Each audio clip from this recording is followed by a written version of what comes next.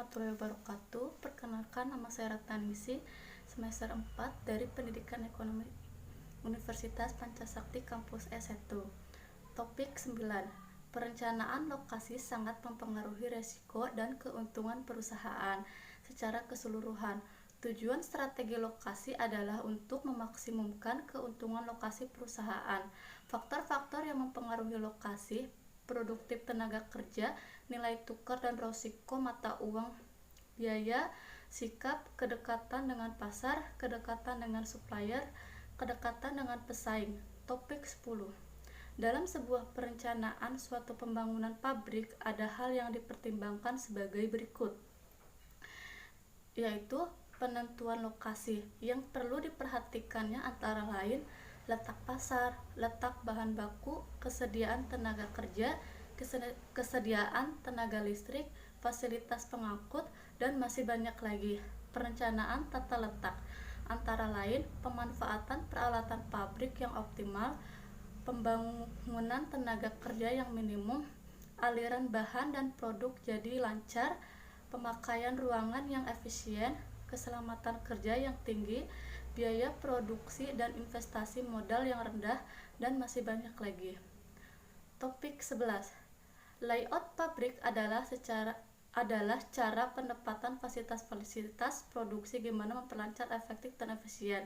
Fasilitas pabrik dapat berupa mesin-mesin, alat produksi, alat pengangkut bahan, peralatan pengawasan. Ada 6 pendekatan layout yang dibahas, yaitu layout posisi tetap, layout berorientasi pada proses, layout perkantoran, layout gudang, layout berorientasi produk.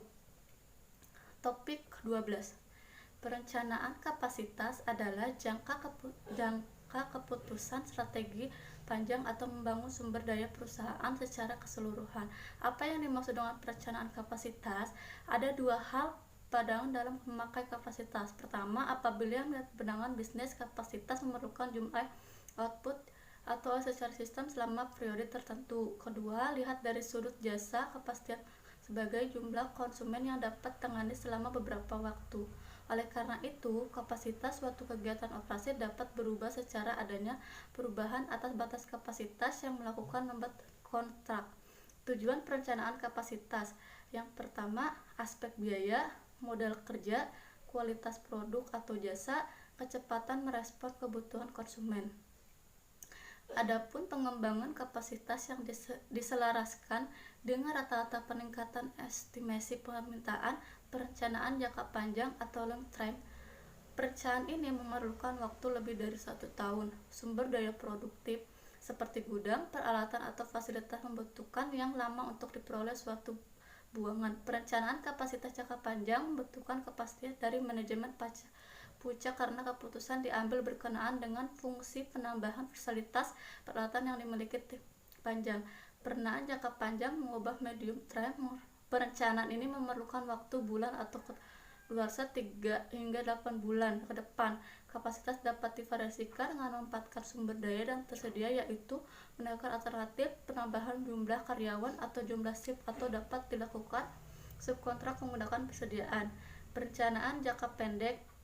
Perencanaan ini memerlukan waktu kurang lebih 1 bulan. Hal ini terkait dengan proses penjadwalan tugas dan karyawan secara hari atau minggu, yang mengalokasikan mesin dan membutuhkan penyediaan untuk minimalisir keberadaan antara output dan dengan direncanakan. Mengukur strategi kapasitas ini perusahaan jasa. Sekian dari presentasi saya, kurang lebihnya mohon maaf. Wassalamualaikum warahmatullahi wabarakatuh.